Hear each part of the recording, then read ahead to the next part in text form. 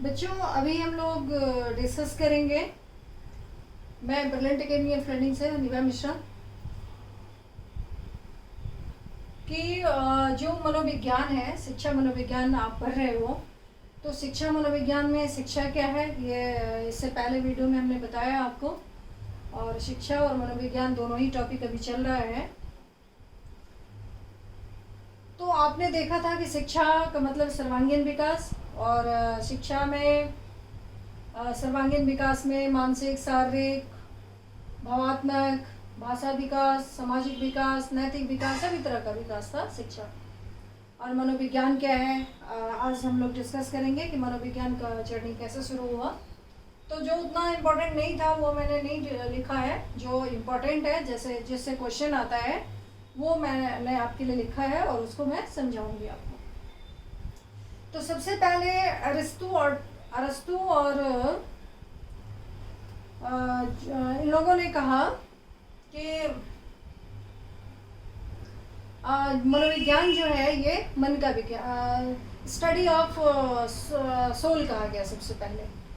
तो study of soul जो है वो एब्स्ट्रैक्ट है, यानी हम इसको देख नहीं सकते, तो उसका स्टडी नहीं किया जा सकता, उसको काट दिया गया। उसके बाद हुआ कि इट्स स्टडी ऑफ माइंड। तो माइंड में भी हमेशा कॉन्शियस अनकॉन्शियस दोनों बिहेवियर होता है। तो इस तरह से स्टडी ऑफ माइंड का भी डेफिनेशन, यानी मन का विज्ञान भी को हटा दिया गया कि नहीं, ये भी सही नहीं है। अब इसके आगे जो जर्नी होता है वो संरचनावाद से। अब संरचनावादियों ने क्या कहा कि ईबी टिचनर, इसकी स्थापना किसने की, संरचनावाद की, जिसको इंग्लिश में स्ट्रक्चरलिज्म कहते हैं, इसकी स्थापना की थी ईबी टिचनर और विलियम उंट ने, यानी टिचनर और उंट ने। बच्चों इस तरह का सवाल आता है तो जैसे क्वेश्चन आता है उसी की तरह से हमने फ्रेम किया है। आप अगर शॉर्ट में इतना भी सीख लेते हो तो अच्छा नंबर लाओगे एग्जाम में, सही आप आंसर कर पाओगे। तो ऐसे क्वेश्चन आता है कि संरचनावाद की स्थापना किसने की, संरचनावादियों का मोटो क्या था, यानी किस चीज पे उन्होंने फोकस किया था। तो ये सारे शॉर्ट में हमने आपके लिए तैयार किया है, सीखो। तो स्थापना संरचनावाद की किया था ईबी टिचनर और विलियम उंट ने। और इनका मोटो क्या था, इन्होंने मनोविज्ञान को क्या बताया, चेतन अनुभूतियों के अध्ययन का विज्ञान बताया। संरचनावादियों का क्या कहना था कि मनोविज्ञान जो है यह चेतन अनुभूतियों के अध्ययन का विज्ञान है। और चेतन अनुभूतियों के लिए उन्होंने अंतर्निरीक्षण विधि यानी इंट्रोस्पेक्शन मेथड के द्वारा तीन एलिमेंट पे उन्होंने कहा। वो है कि संवेदना, यानी किसी का कोई संवेदना कैसे प्रकट करता है, उसके अंदर प्रतिमा, यानी प्रतिमा कैसे निर्माण होता है उसके अंदर, और अनुराग, ये तीन तत्व को उन्होंने फोकस किया। किसने, संरचनावादियों ने। सबसे पहले आपको सीखना है कि संरचनावाद जो है स्ट्रक्चरलिज्म वो किसके द्वारा स्थापित किया गया, तो वो ईबी टिचनर और विलियम उंट के द्वारा स्थापना किया गया। उन्होंने किस मेथड के बेसिस पे अपना व्यू दिया, तो इंट्रोस्पेक्शन मेथड पे। और तीन तत्व को उन्होंने लिया, वो था संवेदना, प्रतिमा और अनुराग। और मानसिक अवस्थाओं का अध्ययन बताया। किसका बताया, मानसिक अवस्थाओं के अध्ययन के लिए सजग बनाया। ये चीज उनका मेन था। समझ गए बच्चों। तो अगर क्वेश्चन आए कि संरचनावाद की स्थापना किसने की, तो आपका आंसर होगा ईबी टिचनर और विलियम उंट ने की। किस विधियों को अपनाया उन्होंने, तो इंट्रोस्पेक्शन मेथड यानी अंतर्निरीक्षण विधि को अपनाया था। और किस तीन चीज पे उन्होंने फोकस किया, तो उन्होंने फोकस की थी, उन्होंने जिस पे बल डाला, जिसके बेसिस पे उन्होंने निकाला, वो था संवेदना, प्रतिमा और मानसिक अवस्था का अध्ययन मनोविज्ञान में किया जाना चाहिए और होता है, उन्होंने कहा। आगे इस जो ये संरचनावाद है उसके विरोध में अगला आया प्रकार्यवाद। प्रकार्यवाद को इंग्लिश में फंक्शनलिज्म कहते हैं। यह संरचनावाद के विरोध में स्थापित हुआ था। प्रकार्यवाद किसके विरोध में स्थापित हुआ था? तो ये संरचनावाद के विरोध में स्थापित हुआ था। इसकी स्थापना किसने की थी? तो इसमें बहुत सारे ने अपना योगदान दिया था। William James, John Dewey, Thorndike, curve, Woodworth, ये सभी का नाम आता है फंक्शनलिज्म में, प्रकार्यवाद में। अब इसमें इन लोगों का कहना क्या था कि चेतना, जैसे संरचनावादियों ने कहा कि मानसिक अनुभूतियों का अध्ययन है मनोविज्ञान, तो इन्होंने कहा कि सिर्फ मानसिक अनुभूतियों का अध्ययन नहीं है बल्कि समायोजन। इन्होंने प्रकार्यवाद, फंक्शनलिज्म वाले जो थे, जो प्रकार्यवाद वाले थे, वो किस पे बल डाले? समायोजन पे, एडेप्टेबिलिटी पे। तो वो कैसे? जैसे ये संरचनावादियों ने, स्ट्रक्चरलिस्ट जो थे, स्ट्रक्चरलिज्म वाले, उन्होंने कहा था कि मानसिक चेतन अनुभूतियों का अध्ययन है मनोविज्ञान, और इन्होंने कहा कि सिर्फ चेतन अनुभूतियों का अध्ययन नहीं है, समायोजन करने में चेतना कितना मदद करता है वो चीज़, यानी अनुकूली व्यवहार का अध्ययन है मनोविज्ञान। कि चेतन अनुभूति जब हमें अनुकूलता सिखाते, अनुकूलन सिखाए, तो उसका अध्ययन मनोविज्ञान कहलाएगा। समझ गए होंगे आप समझ गए होंगे आप लोग कि संरचनावादियों का क्या कहना था और प्रकार्यवादियों ने किस पे जोर डाला। समझ गए? अब इसके विरोध में ही, जो संरचनावाद था उसके विरोध में ही प्रकार्यवाद भी आया था। और आपको ये भी नाम याद रखना है कि प्रकार्यवाद में किस किस का नाम आता है, तो ये आप लिख लो और सबको याद कर लोगे, है ना। और क्या उनका मेन मोटो था, किस चीज़ पर उन्होंने फोकस किया, ये भी आपको याद रहना चाहिए, क्योंकि इसी तरह से क्वेश्चन फ्रेम होता है आपके लिए। संरचनावादियों के ही विरोध में व्यवहारवाद आता है, बिहेवियरिज्म। अब इसकी स्थापना जेबी वाटसन ने की थी और संरचनावाद के विरोध में किया था। कब किया था? 1913 में, 1913 में।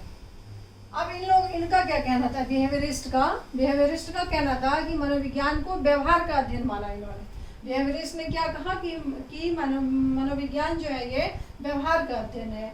और इन्होंने किस विधि को अपनाया? तो प्रेक्षण विधि, यानी ऑब्जर्वेशन मेथड, अनुबंधन यानी कंडीशनिंग, और परीक्षण, टेस्ट, परीक्षण। अगला शाब्दिक रिपोर्ट यानी वर्बल रिपोर्ट।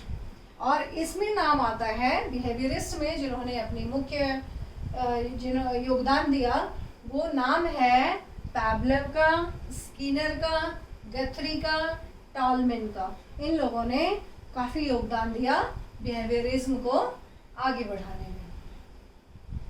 तो ये 3 जो हमने अभी बताया आपको, इससे काफ़ी सारे क्वेश्चन आ सकता है और बहुत ही क्लियरली हमने आपको समझा दिया है। आप इस चीज़ सभी को नोट कर लो और सीखो। अब इसके आगे हम लोग और चलेंगे, तब तक नोट डाउन कर लो आप सभी।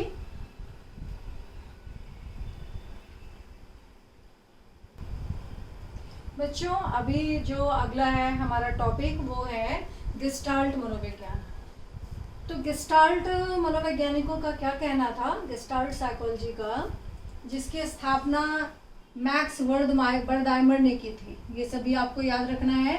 और कितने ईस्वी में? 1912 में, 1912 में। तो आपको क्वेश्चन ऐसे आ सकता है कि गेस्टाल्ट मनोवैज्ञानिक की स्थापना, गेस्टाल्ट मनोविज्ञान जो है उसकी स्थापना किसने की, उस गेस्टाल्टवादियों का क्या कहना था, किस चीज़ पर फोकस डाला उन्होंने, ये किस में आते हैं, गेस्टाल्टवादियों में कौन कौन आते हैं, में से कोई नाम उठा के आपको देगा। तो बहुत ही शॉर्ट में हमने तैयार किया आपके लिए, from the point of examination view, आप इससे सीखो। तो गेस्टाल्ट विज्ञान का जो शाखा है, जो स्कूल है, ऐसे स्कूल बोलते हैं इसको, मैक्स वर्दाइमर ने की थी। और इन मनोवैज्ञानिकों ने चेतना तथा व्यवहार, चेतना जो स्ट्रक्चरलिस्ट यानी संरचनावादियों ने जिस पे जोर डाला था, व्यवहारवादियों ने व्यवहार पे जोर डाला था। तो गेस्टाल्टवादियों ने कहा कि मनोविज्ञान दोनों का अध्ययन है, ये चेतना और व्यवहार दोनों का अध्ययन है। और इन्होंने, गेस्टाल्टवादियों ने व्यवहार के संपूर्णता पर बल डाला। किस पर बल डाला? व्यवहार के संपूर्णता पर। और इसमें और भी नाम आता है, वो है जो गेस्टाल्टवादी कहलाते हैं, वो कर्ट कोफका और कोहलर का नाम आता है। इन लोगों ने भी गेस्टाल्ट साइकोलॉजी में महत्वपूर्ण योगदान दिया। तो आप समझ गए होंगे कि गेस्टाल्ट साइकोलॉजी की स्थापना किसने की, इनका क्या कहना था, किस चीज़ पर उन्होंने फोकस डाला और कौन कौन इसमें आते हैं। अब आगे हम बढ़ते हैं। ये क्वेश्चन आया हुआ भी है एग्जाम में, सीटेट के एग्जाम में आया था और एक बार इसमें भी केवी में भी आया था। अब यह है मनोविश्लेषणात्मक सिद्धांत, मनोविश्लेषण का सिद्धांत, साइको एनालिसिस थ्योरी। ये किसने दिया मनोविज्ञान का? तो अन्य सभी स्कूलों की स्थापना शैक्षणिक पृष्ठभूमि के लिए की गई। जो भी अभी आपने संरचनावाद, व्यवहारवाद, गेस्टाल्टवाद, फंक्शनलिज्म ये सब पढ़ा, ये सब जो था वो शिक्षा के लिए स्थापना हुई थी। लेकिन ये जो मनोविश्लेषणात्मक सिद्धांत है जो सिगमंड फ्राइड के द्वारा दिया गया है, ये नैदानिक पृष्ठभूमि के लिए दिया गया। क्यों किया गया? नैदानिक यानी किसी भी तरह का, अगर एक मैं यहाँ आपको एक एग्जांपल दे रही हूँ कि कोई बच्चा बार बार आपके मना करने पर वही बिहेव करता है क्लास में, आप उसको डांटते हो या समझाते हो तब भी वो वही करता है रिपीट, तो इसके कई कारण हो सकते हैं। वो अपने आप को एडजस्ट नहीं कर रहा है क्लास में, तो बहुत सारे उसके कारण हो सकते हैं। तो उन्होंने जो तीन चीज़ उन्होंने जो स्थापित की सिगमंड फ्राइड ने मनोविश्लेषणात्मक सिद्धांत के तहत, वो आज भी एप्लीकेबल है, आज भी हम उसको मानते हैं।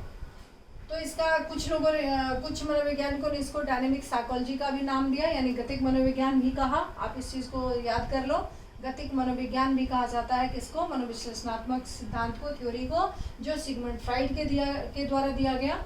उन्होंने तीन चीज बताई। उपाअहंग हिंदी में कहते हैं, इंग्लिश में इदम या कहते हैं, इदम अहम पराअहम, इदम अहम पराअहम याद रखो, या उपाहम अहंग पराहम। तो ये तीन इन्होंने कहा कि इसी के बेसिस पे किसी का व्यवहार जो है वो होता है। अब मैं आपको थोड़ा सा समझा दूं, ये फीलिंग छोटे बच्चों की तरह होता है हर केस में कि हमें ये चाहिए तो चाहिए ही, और ये डिसाइड करने वाला होता है कि तुम क्या करो, ये तुम्हारे लिए अच्छा भी है बुरा भी है, और ये डिसाइडर होता है सुपराहम, सुपर ईगो, कि तुम देख लो अगर ये करोगे तो नैतिकता है और ये करोगे तो अनैतिकता है। समझ गए आप लोग?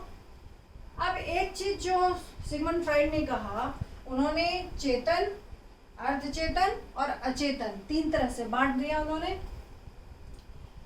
अब कहा कि ये तीनों ही प्रधान होता है, और कोई खास इच्छा अगर किसी का सामाजिक प्रतिबंध या किसी भी वजह से पूरी नहीं की गई हो, तो वो जो अनुभव है, जो फीलिंग है, वो चेतन से अचेतन में चला जाता है, यानी कॉन्शियस से अनकॉन्शियस में चला जाता है वो फीलिंग। और वही वो जो दमित भावना है, वो दमित भावना किसी के व्यवहार को परिलक्षित करता है, वो उसी तरह से अपना व्यवहार करेगा, बिहेवियर करेगा। तो ये इतने सारे आपने समझ लिया। अब हम आगे और बताते हैं आपको, तब तक आप इसको नोट डाउन करो, इसको लिख लो और बहुत अच्छा से याद करना, क्योंकि जो भी हमने अभी बताया है एकदम एग्जामिनेशन पॉइंट ऑफ व्यू से बताया है और आपको ये बहुत काम देगा।